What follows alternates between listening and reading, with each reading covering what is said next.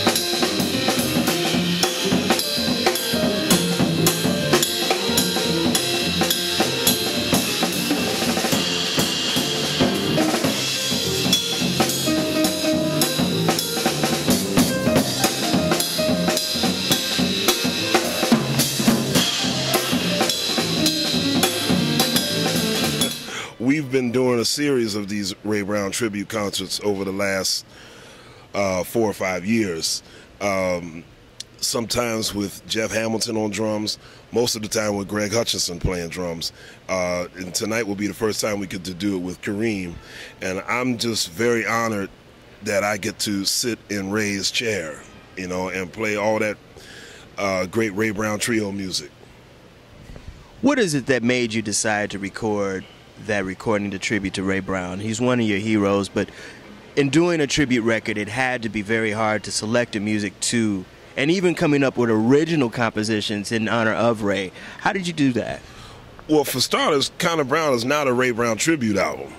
The Kind of Brown is just a phrase that was thrown around among me and a couple of guys hanging out in the bar one night. We tend to think of real swinging indigenous American music as brown. You know what I mean? That's the color of the earth, the organic soul. You know what I mean? So Kind of Brown was not a conscious or an unconscious tribute to Ray Brown. Just something that we came up with just to describe the feeling of good swinging music. James Brown gave us some good swinging music too. Hey, hello, that's right. That's right. He may be the godfather of soul, but it's swinging. Right. You know. And he was a tremendous band leader, just like Ray Brown was. And I think one thing that made James Brown's music so special was the fact that it was so heavily jazz influenced. A lot of people miss that. James Brown once said jazz is where he wanted to go before he got sidetracked by funk. I love how he used that phrase, sidetrack. But you know, grew up listening to a lot of Louis Jordan, Count Basie, Earl Bostic, a lot of the early jazz, like some of the early R&B, which was still kind of jazz rooted. You know, Jimmy Lunsford Band. He loved Cannonball Adderley. He loved Jimmy Smith. He loved Horace Silver. Horace Silver was his man. You know, so Mr. Brown was definitely he knew his jazz.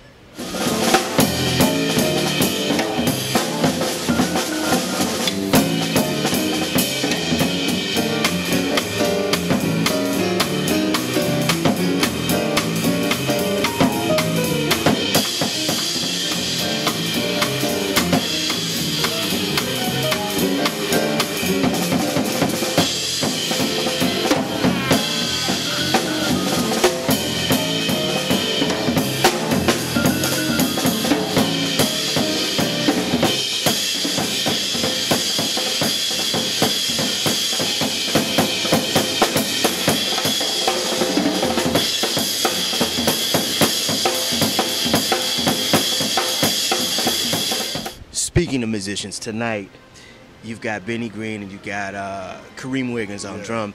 How did you decide to pull these two guys together and make this trio so special? When Ray Brown passed away in 2002, we all kind of collectively, we all meaning all of the Ray Brown kids, like Jeff Keezer, Benny Green, John Clayton, myself, Monty Alexander, Russell Malone, Jeff Hamilton, we all made a pact that at least twice a year we will all do a Ray Brown tribute concert. It could be any members of the Ray Brown family, but as long as we get together and do a couple of Ray Brown gigs per year, you know, just to keep his memory alive and well. This is one of the most prestigious jazz festivals in North America, if not the world. What makes, because you were one of the artists in residence about 2 years ago. Right. What makes this jazz festival so unique? For starters, it's actually a real jazz festival, because, you know, most jazz festivals, they call themselves jazz festival, but a good jazz festival generally is about 50% jazz, and it's 50% other kinds of music, which is cool. You're not knocking the other music, but sometimes the word jazz gets exploited. Actually, a lot the word jazz gets exploited. You go to certain quote-unquote jazz festivals, and you'll see rock bands, or you'll see R&B bands, or funk bands, or a lot of alternative bands, and you might see 4 or 5 jazz groups, you know. But this festival is it's the real deal. You come here, and somebody like Mulgrew Miller is the artist in residence. He's playing with Wingspan. Tia Fuller's here. Terrence Blanchard is here. Branford Marcellus is here. Roy Haynes is here. Real, true jazz artists. So this festival is extremely special in that it does not exploit the word jazz. And also Detroit here, you know, if we go down the list of all the famous jazz musicians that have left us and who are still here, it's a Hall of Fame within itself. Absolutely. You know, I think a lot of us give a lot of credit to Terry Pontremoli for being, first of all, she's a musician herself, and she understands that in order for a festival to have longevity is to first have credibility. And where you get credibility is first among the musicians, because if the musicians are happy, everybody else is going to be happy. You're now the co-director of the National Jazz Museum of Harlem. Mm-hmm. I understand that you guys have a place already, and you guys are getting ready to rock and roll. You guys have been doing extensive programming over the last 2 or 3 years. Yes. Where are you guys getting ready to go with this now? Well, as you mentioned, we got approved for our new home, which is going to be on 125th Street, the old Mark 125 store, which is directly across the street from the Apollo Theater. At this point, we're looking to move in there probably in, I'm going to guess 2013, you know, because we're going to have to raise money for the construction, and it's going to take a while to really pull this together. But we're looking in terms of the museum. We don't want that word to be misleading, because it's not going to be a place where artifacts are stored. You know, that won't be the sole purpose of the museum. It was sort of my vision to have it somewhat be like the Experience Music Project in Seattle, where it's a jazz center. People can not only hear, see, and experience jazz of previous times, current times, but also what jazz could possibly be in the future.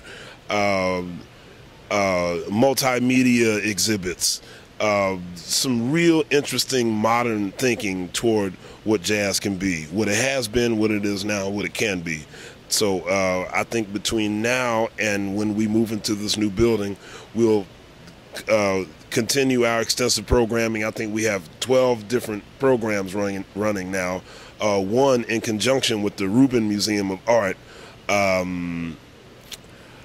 So between now and 2013, there's going to be an extensive